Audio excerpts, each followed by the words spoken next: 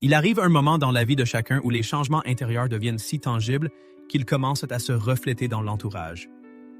Avez-vous déjà remarqué que votre entourage se sent souvent mal à l'aise lorsque vous commencez à changer?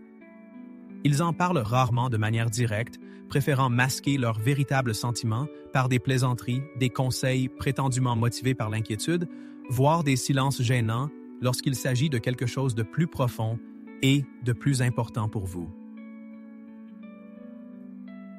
Au cœur de ce phénomène se trouve une vérité simple. Votre transformation intérieure, votre croissance et votre développement menacent leur monde établi et leur zone de confort. Personne n'aime être forcé de faire face à son propre contentement et à une éventuelle stagnation. Il est probable que c'est exactement ce que vous vivez en ce moment. Vous avez commencé à penser différemment, à agir différemment, peut-être même à remettre en question des choses que vous considériez auparavant comme allant de soi. Soudain, vous vous sentez seul, incompris et jugé. Mais il est bon de se rappeler que la nature, dans sa sagesse, l'a dit clairement il y a longtemps, c'est le coût inévitable de la construction d'un esprit fort. Pas seulement un esprit doté d'une certaine force, mais un esprit dont la force est si grande et si réelle qu'elle met les autres mal à l'aise, les effraie et expose, sans un mot, la faiblesse de ceux qui préfèrent encore vivre en pilotage automatique sans chercher à se développer et à changer. Mais pourquoi cela se produit-il? La réponse réside dans le fait qu'une intelligence vraiment exceptionnelle constitue une menace sérieuse pour la grisaille et la médiocrité générale, et la nature elle-même le montre sans équivoque. Dès qu'une personne ose penser de manière indépendante, se forger ses propres convictions et rejeter la tromperie réconfortante des vérités toutes faites, elle devient immédiatement un élément dangereux. Dangereux pour l'ordre existant, dangereux pour les autres et, surtout, dangereux pour son ancien moi naïf. Cette vidéo n'est pas seulement un contenu, c'est un véritable appel à l'action, un défi audacieux aux normes établies. Elle ne s'adresse pas à ceux qui sont confortablement installés dans leur monde, ni à ceux qui cherchent des réponses faciles à des questions complexes. Elle a été créée spécialement pour ceux qui en ont assez d'être prisonniers de leurs propres insécurités, qui se sentent au bord de l'explosion intérieure et qui sont déterminés à construire quelque chose d'indestructible. Un esprit au-delà de la manipulation, un esprit qui inspire l'admiration par sa fermeté et son intégrité. Par conséquent, si le spectateur se sent prêt à s'engager sur ce chemin difficile, épineux, mais véritablement transformateur, il devrait rester et regarder jusqu'à la fin. Les leçons que la nature a préparées pour lui seront une épreuve sérieuse, mais elles peuvent aussi lui donner la liberté tant attendue. Après cette expérience, sa pensée ne sera plus jamais la même. Friedrich Nietzsche nous apparaît non seulement comme un philosophe penseur, mais aussi comme un chirurgien virtuose qui dissèque l'âme humaine, comme un chercheur audacieux qui a osé regarder dans l'abîme béant de l'existence. Il n'a pas seulement osé affronter cet inconnu effrayant, il a plongé dans ses profondeurs. C'est dans cet abîme, dans ce chaos intérieur dont la plupart des gens se détournent instinctivement, qu'il a découvert la source inépuisable de la vraie force. Car c'est dans le creuset de la douleur, dans les moments de chute et au milieu du chaos dévorant que s'opère la transformation humaine, et non dans le bien-être, la stabilité et l'ordre. Sa célèbre phrase « Il faut porter le chaos en soi pour donner naissance à une étoile dansante » n'est pas seulement une belle métaphore poétique, mais un diagnostic psychologique profond.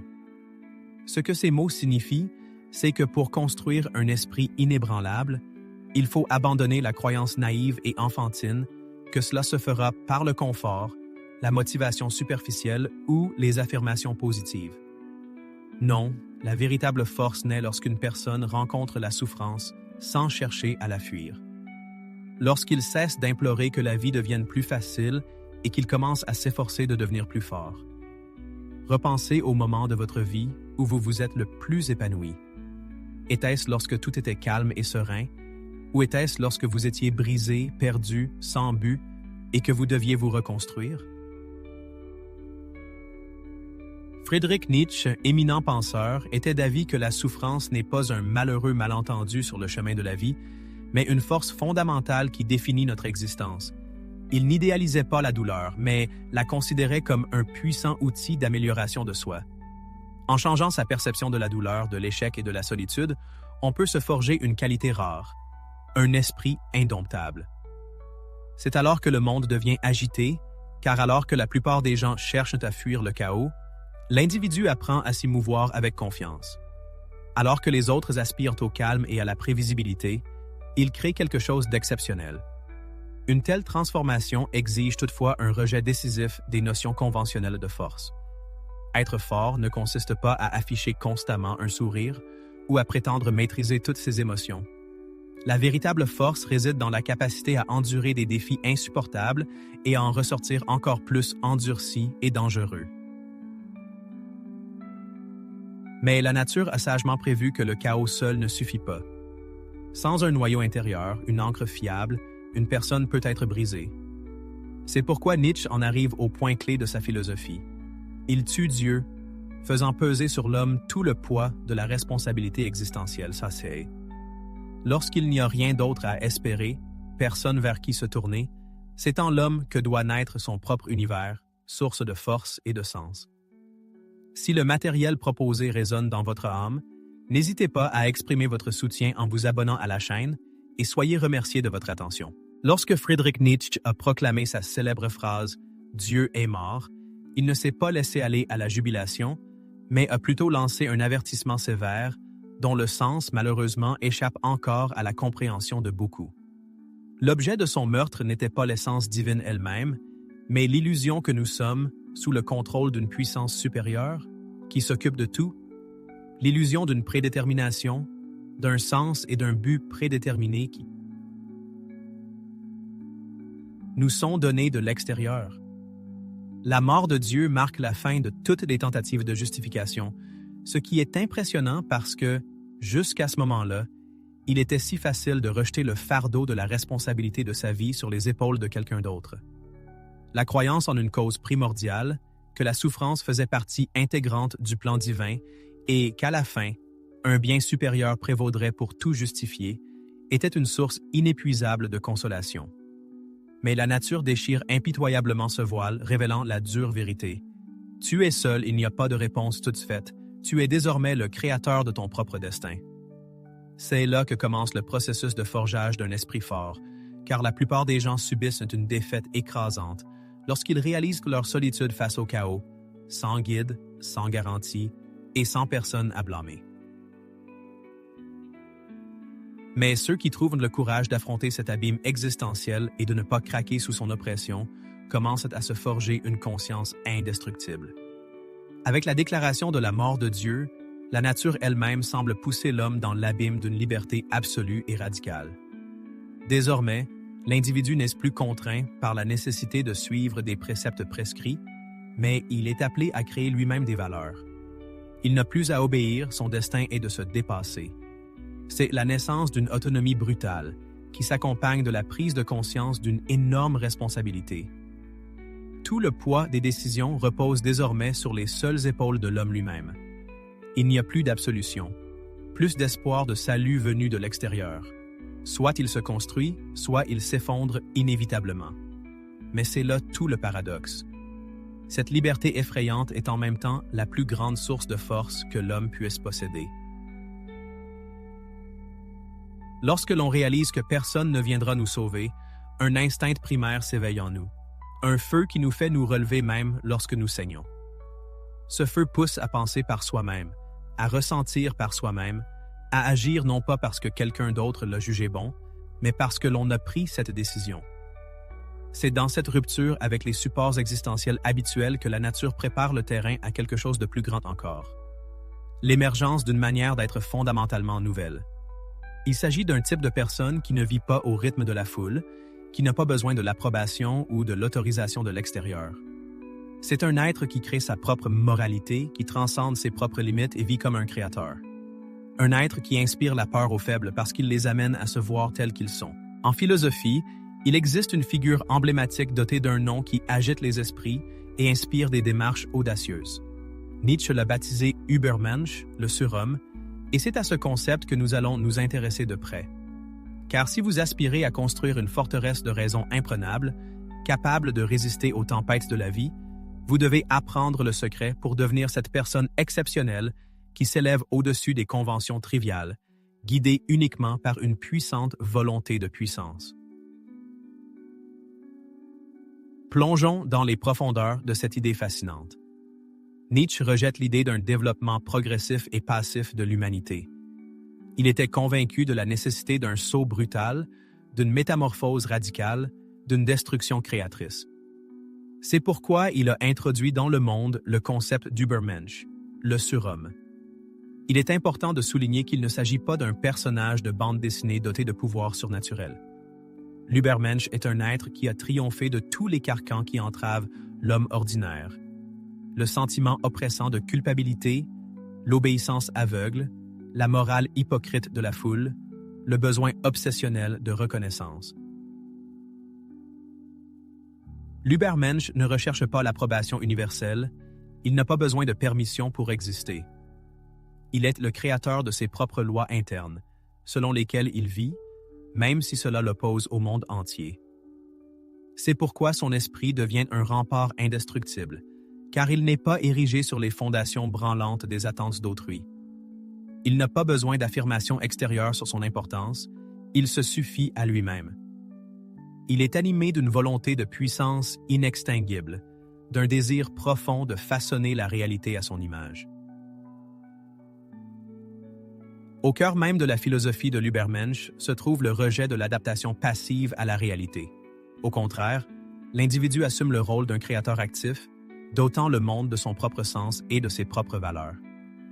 La recherche de la grandeur plutôt que du confort devient le motif déterminant, et la question « est-ce permis ?» cède la place à une question plus profonde et plus personnelle. Est-ce que cela correspond à ma dignité? Un tel changement de vision du monde entraîne une transformation radicale de la personnalité, car le fait de se réaliser en tant que créateur et pas seulement en tant qu'exécutant change radicalement la façon de penser, d'agir et de sentir. Cependant, l'ascension vers l'Übermensch est impensable sans sacrifice de soi. Cette voie exige la destruction impitoyable des parties de la personnalité qui aspirent à la reconnaissance et à l'approbation de l'extérieur. L'individu devra faire face à la douleur de l'aliénation et assumer le fardeau de la construction de sa propre identité sans aucune garantie de succès, de soutien ou de reconnaissance sociale. C'est là que la plupart des gens échouent, incapables de relever les défis et abandonnant leurs rêves avant qu'ils ne se réalisent. Ils retournent dans le monde douillet des croyances toutes faites, des dogmes et des règles créées par d'autres, évitant ainsi d'avoir à chercher la vérité par eux-mêmes. Le chemin de l'Übermensch est celui du solitaire, et Friedrich Nietzsche l'a très bien compris, lui qui a vécu en marge de la société, incompris et souvent ridiculisé. Il était considéré comme un fou, rejeté par le monde qu'il tentait de libérer de ses préjugés. Mais c'est dans cet isolement qu'il a trouvé la vraie liberté, devenant un exemple pour ceux qui oseraient. Suivre ses traces. Il est important de prendre conscience d'un point essentiel. À mesure que l'esprit se développe et se renforce, l'homme s'éloigne des normes et des idées conventionnelles. Plus son niveau intellectuel s'élève, plus il gêne les autres. Le processus de devenir Übermensch est l'un des chemins les plus difficiles et les plus radicaux, car il exige de l'individu qu'il rejette tout ce qui n'est pas son vrai moi. Il implique le rejet des stéréotypes imposés par la culture et la société, qui encouragent la conformité et suppriment l'individualité. Ce n'est qu'après cette destruction que la création commence. Cependant, ce processus ne se déroule pas dans une foule, mais dans le silence, la solitude et une profonde solitude. C'est la solitude qui devient l'épreuve qui sépare les forts en esprit des faibles. C'est pourquoi il est important d'explorer l'aspect le plus sous-estimé et pourtant le plus puissant de ce chemin. La solitude des forts. La vérité est que pour atteindre la constance, il faut apprendre à marcher seul sur son chemin, et peu sont prêts à le faire. La question qui se pose est la suivante. Êtes-vous prêt? Si ces mots résonnent avec votre âme, vous trouverez une véritable valeur dans l'e-book Au-delà des ombres. L'auteur y présente une analyse des principaux concepts jungiens, donnant au lecteur les outils nécessaires à une meilleure connaissance de soi. Un lien vers ce matériel est commodément placé dans le commentaire épinglé. L'un des aspects méconnus du développement de la force mentale est le sentiment de solitude qui peut apparaître au fur et à mesure que la personnalité se renforce. Ce sentiment n'est pas nécessairement dû à un isolement délibéré, mais plutôt au fait que le monde qui nous entoure cesse de comprendre et d'accepter la personne qui suit sa propre voie. Nietzsche a remarqué ce schéma il y a longtemps. Un esprit libre qui rejette les normes morales conventionnelles, qui ne se satisfait pas des vérités superficielles et qui pense de manière indépendante, devient inévitablement étranger au courant dominant. Cet éloignement peut être douloureux, mais il fait partie intégrante du processus de croissance, car le développement nécessite de l'espace, qui ne peut être gagné en restant captif des attentes d'autrui. La plupart des gens préfèrent vivre dans une sorte de troupeau invisible où leurs pensées sont surveillées et leurs actions jugées en fonction des réactions des autres. Ils s'habituent à se déplacer en groupe, à penser en groupe et à se sentir en sécurité grâce à la présence des autres. Cependant, la nature offre un chemin différent, sortant les gens de leur zone de confort et les jetant dans la nature sauvage de la découverte de soi. Dans la vaste étendue du désert personnel, où l'écho des louanges ne parvient pas à l'oreille et où il n'y a pas de guide qui pointe du doigt, l'homme est laissé seul avec ses démons intérieurs, les doutes, les blessures, les peurs et la tentation d'abandonner. C'est là, dans le creuset de l'épreuve de soi, que se forge le vrai caractère. Que choisira la majorité? Elle se retranchera dans la peur, se réfugiera à nouveau derrière des masques familiers, prétendant ne pas sentir, ne pas penser, ne pas voir. Mais celui qui aspire à l'indestructibilité doit endurer le silence oppressant qui met à nu sa véritable nature. Friedrich Nietzsche a fait remarquer un jour que l'individu est condamné à une lutte éternelle contre l'influence niveleuse de la foule. Dans la quête de l'identité, on ressent souvent la solitude et la peur, mais la possession de soi est un cadeau inestimable pour lequel on ne craint pas de payer n'importe quel prix. C'est là l'essentiel. Acquérir le pouvoir sur soi-même, un exploit rare et puissant, accessible à tous. Car lorsqu'un homme devient maître de son destin, personne ne peut asservir sa volonté, personne ne peut dicter sa valeur, personne ne peut briser son esprit. Cependant, l'acquisition de cette indépendance s'accompagne du fardeau de la solitude. La personne risque de perdre le contact avec les autres, de se heurter à l'incompréhension et d'entendre des reproches dans son adresse à l'arrogance, à l'excentricité et à l'aliénation. Son entourage peut tenter de le ramener dans le cadre familier, en le qualifiant de fou, de froid et d'insensible. Mais c'est le prix inévitable à payer pour rejeter les normes conventionnelles, pour être indépendant des opinions des autres et pour vivre une vie qui n'est pas subordonnée à la satisfaction des besoins d'autrui. Et voilà, la dure vérité est cela. L'incapacité à supporter la solitude indique que l'on n'est pas prêt pour la vraie liberté, car la véritable indépendance naît de l'abandon des soutiens affectifs, des illusions commodes et des amitiés utilitaires. C'est pourquoi Friedrich Nietzsche considérait la solitude comme un privilège, comme une arène où le vrai moi a la possibilité de se manifester dans sa plénitude. Mais cet esprit libre, cet esprit sublime, ne se contente pas d'errer dans la solitude. Il acquiert la capacité de voir ce qui reste caché aux autres. C'est alors que survient l'inévitable rencontre avec la médiocrité. Car lorsque l'individu commence à prendre de la force, le marais collectif le sent et réagit en essayant d'étouffer les germes d'individualité. Ce qui suit est une discussion sur la menace cachée dans la médiocrité collective, car l'histoire montre que les vraies épreuves ne tombent pas sur ceux qui se fondent dans la masse sans visage, mais sur ceux qui osent affirmer leur singularité. Friedrich Nietzsche, le philosophe rebelle, ne voyait pas le danger dans les manifestations évidentes du despotisme, tyran ou régimes oppressifs. Sa colère philosophique était dirigée contre un ennemi plus insidieux, le pouvoir omniprésent de la médiocrité collective. C'est ce système invisible qui cherche à égaliser tout le monde, punit ceux qui osent sortir des sentiers battus, encourage le conformisme et fait passer la lâcheté pour une vertu. Selon Nietzsche, la véritable tyrannie ne vient pas de ceux qui détiennent le pouvoir, mais de ceux qui nous entourent, de la foule, qui exige que nous restions petits pour qu'ils n'aient pas à grandir eux-mêmes. Lorsqu'une personne commence à se distinguer, Lorsque son intelligence devient plus vive, son esprit plus fort et sa présence plus visible, elle commence à gêner. Non pas parce qu'il fait quelque chose de répréhensible, mais parce qu'il fait quelque chose d'exceptionnel, qu'il franchit les limites habituelles et que la société ne tolère pas ceux qui franchissent ces limites. Le phénomène de la médiocrité collective se manifeste par le rejet des personnalités exceptionnelles, dont l'exemple lumineux sert de contraste et souligne la grisaille de la vie quotidienne. Friedrich Nietzsche a qualifié ce phénomène de « morale des esclaves », un système de valeurs créé par ceux qui, n'ayant pas réussi à atteindre le sommet, ont renversé les idées reçues. Le pouvoir se transforme en arrogance, l'ambition en égoïsme et l'indépendance en froideur. C'est ainsi que se forme une construction morale qui, en apparence, protège les faibles, mais qui, en réalité, condamne les forts. Il est important de comprendre que la force motrice ici n'est pas la compassion, mais le ressentiment et l'envie. Les faibles ne cherchent pas le salut, mais la destruction de ceux qui leur sont supérieurs. Lorsque l'individu se libère des chaînes de la médiocrité, il doit faire face à des attaques directes ou voilées, regards méprisants, silence démonstratif, remarques sarcastiques. Elles portent toutes le même message. Rentrez dans le rang, vous nous faites sentir inférieurs. La plupart des gens, selon Nietzsche, sont dans un état de conformité paralysante, leur existence étant définie par la peur, la culpabilité et la soumission aveugle. Quiconque ose remettre en question cet ordre des choses est perçu comme une menace.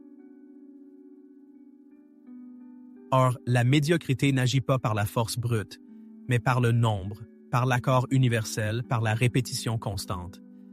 Elle cherche à faire douter les gens d'eux-mêmes, à les convaincre qu'ils ont tort parce qu'ils ne se conforment pas aux normes acceptées. Tous les outils sociaux disponibles, de la honte à l'exclusion totale de la société, sont utilisés pour lui faire baisser la tête. C'est à ce stade que beaucoup abandonnent, incapables de supporter le poids de l'étrangeté, de l'incommodité, de l'arrogance. Mais Nietzsche les définirait différemment, nécessaires. Dans un monde englué dans des idées recyclées, des désirs artificiels et des vérités commodes, ce sont les fortes personnalités qui apportent l'inconfort nécessaire, qui est la condition de la naissance de quelque chose de nouveau. L'identité d'une personne n'est pas seulement une étincelle de transformation, mais aussi la cible d'un rejet universel.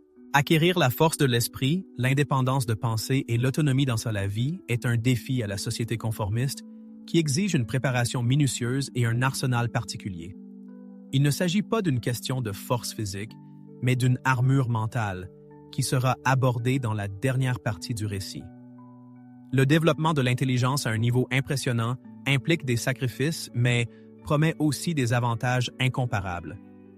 Dans la dernière partie, le prix et le pouvoir de la fermeté d'esprit seront révélés. La recherche de l'amélioration de soi est déjà un signe distinctif. La plupart des gens refusent des informations complexes, évitent l'inconfort et préfèrent les contenus qui flattent leur ego.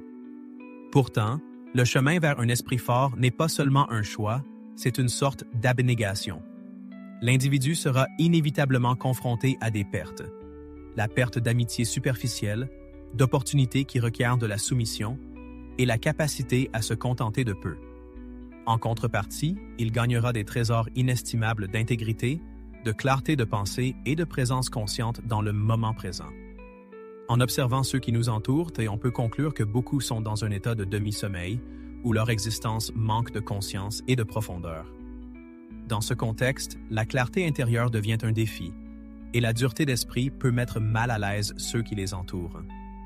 L'absence d'une telle personne peut être plus perceptible que la présence de beaucoup d'autres. Cette force ne s'acquiert pas de l'extérieur. Elle n'est pas enseignée dans des livres de développement personnel, ni obtenue par des phrases mémorisées ou des promesses vides. Elle naît plutôt dans les profondeurs de l'âme, dans le silence des nuits blanches et dans les décisions personnelles qui passent inaperçues. Elle est le résultat d'une lutte interne permanente entre ce que l'on a été et ce que l'on aspire à devenir. Cette lutte ne s'arrête jamais, car la véritable force ne réside pas dans la victoire, mais dans la poursuite de la lutte, même lorsque l'on pourrait s'arrêter. Friedrich Nietzsche ne cherchait pas à faire des adeptes. Son but était de provoquer un changement intérieur. Il encourageait les gens à ne plus rechercher l'approbation et les réponses toutes faites, mais à construire leur propre système de valeurs par le travail, l'introspection et la prise de conscience. Nietzsche voulait que les gens deviennent dangereux, non pas dans le sens d'être cruel, mais dans le sens d'être rare et unique. L'existence d'une telle personne oblige les autres à réfléchir sur leur vie et à affronter les aspects qu'ils préféreraient éviter. L'auteur encourage les spectateurs à s'exprimer avec audace et franchise, les invitant à partager dans les commentaires les vérités cachées qu'ils ont longtemps gardées secrètes. Il peut s'agir d'opinions qu'il est effrayant d'exprimer à voix haute, ou de pensées qui donnent l'impression d'être seuls, mais qui reflètent leur véritable personnalité. Cet acte d'ouverture est considéré comme une étape importante pour trouver sa propre voix et affirmer son identité. L'auteur insiste sur le fait qu'il ne faut pas s'arrêter à ce qui a été accompli et encourage les spectateurs à continuer à regarder les vidéos suivantes, qui sont la suite logique du voyage entamé. Il est à noter que l'intérêt pour ce contenu n'est pas dû à une simple curiosité, mais à un désir intérieur de changement. En conclusion, l'auteur s'adresse aux spectateurs en soulignant qu'ils ne sont pas seuls dans leur quête de découverte et d'expression de soi. Peut-être sont-ils simplement à l'avant-garde de ce mouvement qui peut susciter des craintes, mais qui procure en même temps un sentiment de liberté.